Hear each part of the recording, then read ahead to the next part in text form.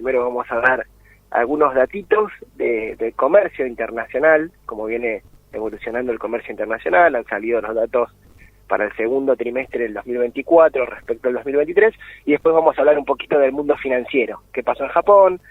Hay un mundo financiero un poquito convulsionado, eso se tranquilizó, pero vamos a tratar de explicar un poquito qué es lo que disparó este lunes negro y que se manifestó sobre todo en Japón. Adelante. Recordemos que la manera, en este contexto, digamos, la manera que Argentina atraviesa por un problema de falta de dólares, la manera más genuina de obtener esos dólares es a través del comercio internacional, de lo que Argentina le vende al mundo.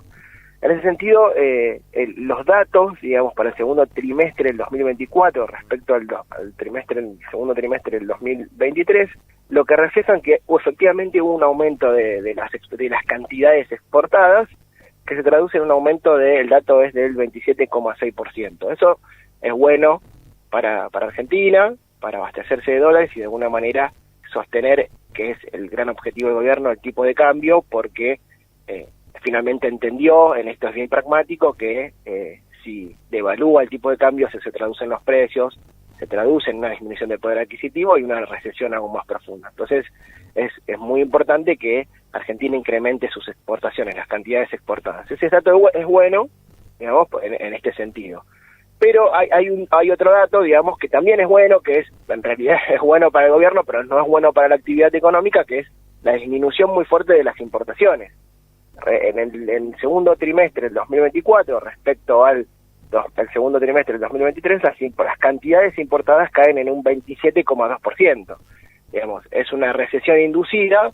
El problema solucionó, el gobierno solucionó el problema de la falta de dólares a través de esta recesión inducida, porque lleva a importar menos cosas y de alguna manera demandar menos dólares, y eso también aporta a tranquilizar el mercado cambiario. Recordemos que hay otra salida, la salida es crecer y tratar de dinamizar sectores exportadores para tratar de obtener aún mayor cantidad de divisas. Pero este es el dato elocuente. Suben las exportaciones, eso se debería traducir en una cantidad aún mayor de reservas en el Banco Central. Esto no está pasando porque están interviniendo, digamos, pero el dato es bueno. Las importaciones, el dato es bueno porque el gobierno no gasta dólares, pero es malo para la actividad económica. Y un dato que no es bueno es que el precio de lo que Argentina exporta en general, que son commodities y alimentos, baja. Esta las baja, por lo tanto tenemos aumento de cantidades exportadas, pero en un mundo que cada vez te paga menos por los alimentos. Hay una disminución del precio de los alimentos, por lo tanto recibe Argentina menos dólares por cantidad exportada. Exporta más, digamos, pero esos precios valen cada vez menos. Eso es para destacar de lo que tenía para destacar de comercio internacional. Hay otro dato que también salió en la semana que da cuenta un poco hacia dónde orienta el gobierno el modelo económico, que son los datos del índice de producción pesquera y el índice de producción minera. Son dos sectores asociados a recursos naturales, sectores primarios, que dan al alza, digamos. Son sectores que crecieron un 8,2% y un 35,5% interanual. Son dos sectores que están creciendo, pero cuando uno ve la contracara de eso, el sector industrial, la actividad comercial, etcétera, está a la baja y sigue cayendo y no encuentra piso. Por eso uno ahí puede ver algunos indicios de hacia dónde rumbea el gobierno con el modelo productivo, ¿no? No hay un modelo productivo industrial, sino un modelo de desarrollo, un modelo económico que orienta la mirada hacia estos sectores de recursos naturales. Que es, Fer, que es casi, perdón la simplificación, pero sí, casi la discusión de dos modelos de país, uno industrializado, uno industrialista y uno de una economía primarizada que venda fundamentalmente productos agropecuarios. Totalmente, esta es la vieja y clásica discusión que ha tenido la economía argentina a lo largo de los años y que se traduce hoy en día en un sector que está claro que ha sido el perdedor o viene siendo el perdedor del modelo, que es el sector industrial, el sector pyme, junto a los trabajadores, y un sector que los datos muestran que ha sido beneficiado o se está beneficiando, ¿no? Entonces ahí se ve muy claramente el modelo de país que empieza a prevalecer bajo la gestión de la Libertad Avanza. Entonces, ahora, no podrían convivir, ¿no sería, digo, lo más saludable? Y en todo caso, danos una mini clase de historia, si es posible, respecto a si en algunos momentos del andar de nuestro país convivieron industrialización y potenciar aquellos sectores del agro y demás para exportaciones. ¿Por qué uno u otro? ¿Por qué una cuestión en desmedro de la otra? Es muy bueno el punto que tocás, Ale. En general se lo plantea, y yo lo acabo de plantear así, como un sector o un modelo de país enfrentándose al otro, ¿no? Uno más industrialista y otro más asociado a actividades primarias. Yo diría que son los dos, digamos, ¿no? Son los dos, no es uno o el otro, sino que hay que potenciar los dos. Ahí hay un estructuralista latinoamericano que se llamaba Aldo Ferrer, que siempre decía, no es el campo versus la industria, sino que es el campo y la industria, ¿no? El campo es muy importante, dinamizar la actividad primaria es muy importante para Argentina porque es la que te abastece de dólares. Argentina es muy competitiva en recursos naturales, sobre todo en la producción agropecuaria, que es la principal aportadora de dólares para nuestro país, y tenemos una industria que hay que empujarla un poquito y que no ha logrado madurar. Entonces, no, la industria de alguna manera no logra abastecerse o no logra producir los dólares que consume, son aportados por el campo. Entonces, es importante dinamizar las dos cosas, como vos decías, son las dos, digamos, ¿no? Un campo que tiene que ser pujante, que nos aporte las divisas, pero no solamente el campo, sino otras actividades productivas. Es muy bueno que la producción pesquera y minera tenga índices al alza, pero no se debe descuidar el sector industrial, ¿no? Que es el principal generador de empleo, digamos, buscándole la vuelta, digamos, en qué uno puede llegar a ser competitivo, qué es lo que puede sustituir que le compra al mundo. Hay que hacer política industrial, ahí hay que tener gente que se encargue de cuestiones sectoriales, pero me parece que lo que se está haciendo ahora es descuidar mucho al sector industrial y a las pymes que aportan mucho al país y a la generación de puestos de trabajo, que en definitiva es lo que le da los ingresos a los trabajadores para que puedan reproducirse, para que puedan vivir. Así que sí, Ale, yo te diría que son las dos. Ahora, ¿hay algún o algunos elementos que no permitan el desarrollo y la expansión de ambas a la vez? Es decir, no, si apostás por la industrialización, necesitas esto y aquello, y sí o sí tiene que ir en desmedro de lo otro, o viceversa. ¿O es simplemente por cuestiones ideológicas? No, hay cuestiones, yo diría, materiales, ¿no? Restricciones materiales que llevan a que en un determinado momento la industria no pueda madurar, digamos, no pueda abastecernos de dólares, y el campo no puede abastecer de la cantidad de dólares que necesita el país para reproducirse. Por eso es importante dinamizar otros sectores productivos asociados también a recursos naturales que aporten dólares para reproducir esa industria. Y además a todo esto, Ale, para no quedarnos en una visión tan productivista y sectorialista respecto a la falta de dólares, que es por ese problema histórico de Argentina, hay que agregarle la dimensión financiera, o este problema que se denomina el problema del bimonetarismo, ¿no? De Argentina, básicamente, el peso ha perdido un poco su característica como reserva de valor, y todos aquellos que tenemos la posibilidad de ahorrar nos vamos al dólar, ¿no? Hay como una especie de locura respecto al dólar, que todos estamos pendientes del dólar, ahorramos en dólares. También en cuestiones productivas muchas cosas dependen del dólar porque se importan de afuera.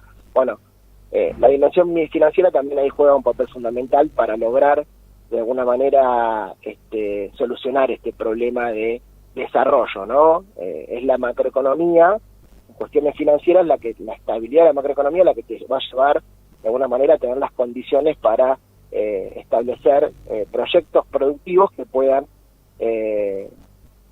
producir componentes nacionales, estimular la pequeña y mediana empresa, sustituir importaciones, etcétera.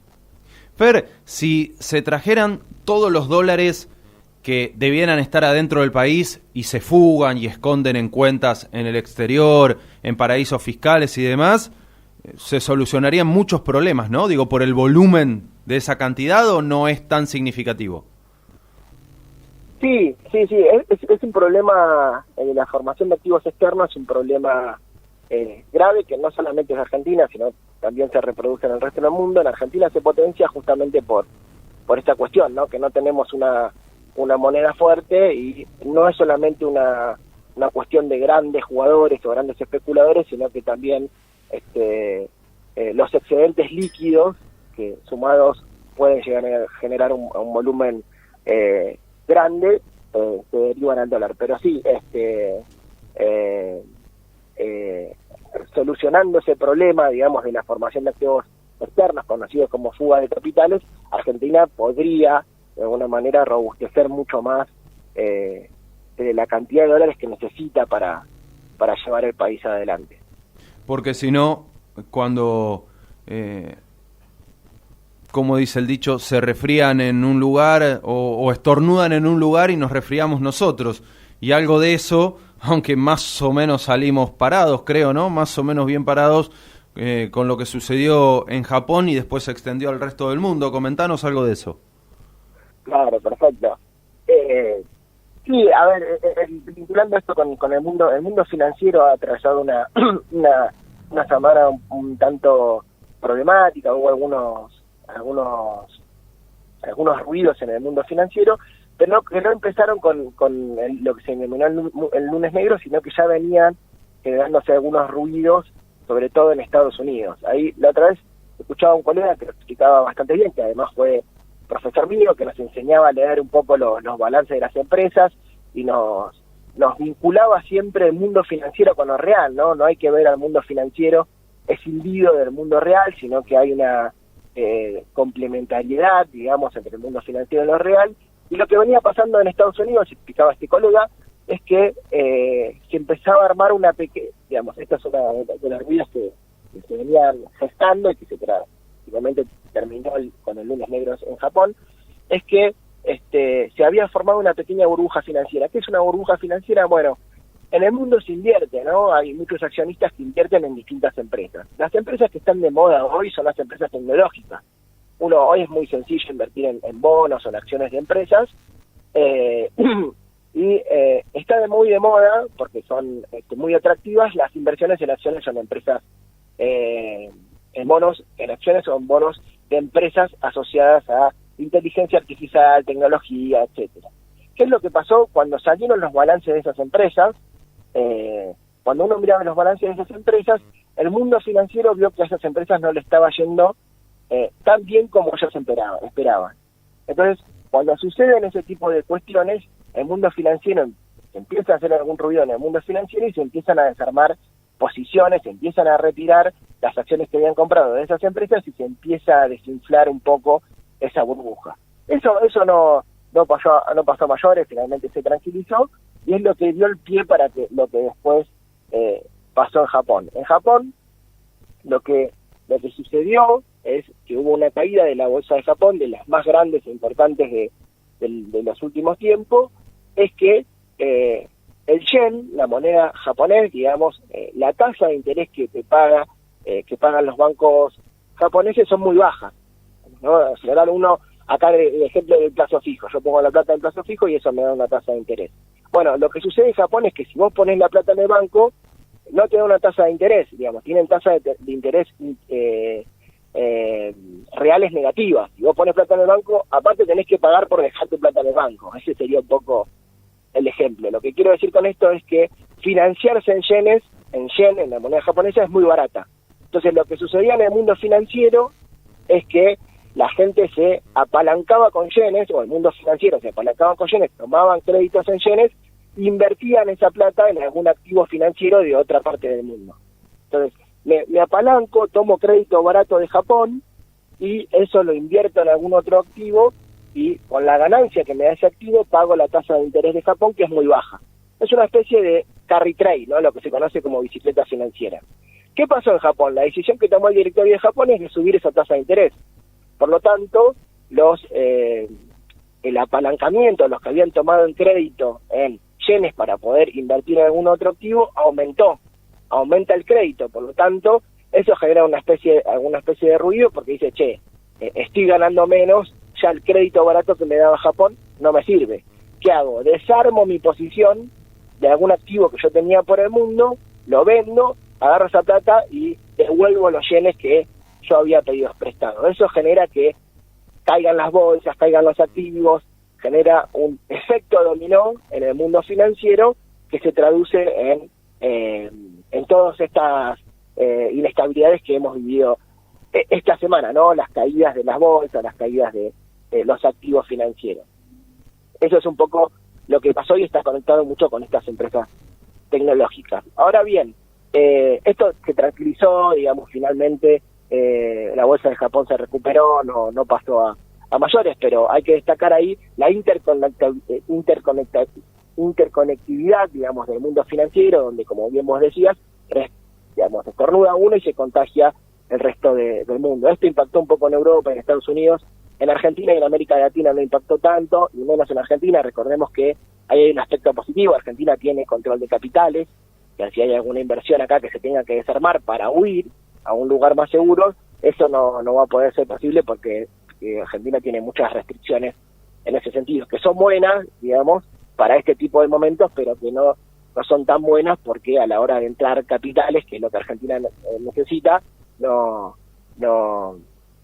digamos, eso impide que se dé esta dinámica de acumular capitales que son necesarios. Por eso el gobierno celebró el cepo, ¿no? Celebró que esté el cepo, porque eso evitó que se arme un lío bárbaro con lo de Japón, etcétera. Los anti-cepo, digamos, terminan celebrando una medida que de la cual están en contra. Entonces, en este caso, digamos, es efectivo para este tipo de situaciones financieras. Bien. Fer, ¿algo más? No, simplemente eso. Espero que se haya entendido, digamos, no soy especialista en el mundo financiero, pero espero que se haya entendido un poco lo que sucedió en Japón y las particularidades de la caída de la bolsa de Japón y de los ruidos en el mundo financiero.